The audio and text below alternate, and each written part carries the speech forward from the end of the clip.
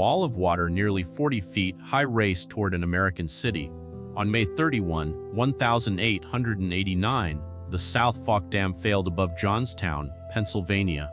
About 20 million tons of water tore down the valley, carrying homes, trees, and railroad cars. The flood killed 2,209 people. The twist is that heavy rain was only part of the story. The privately maintained dam had been altered and neglected. Like and subscribe to Unknown Archives for more forgotten history. Was this nature or negligence?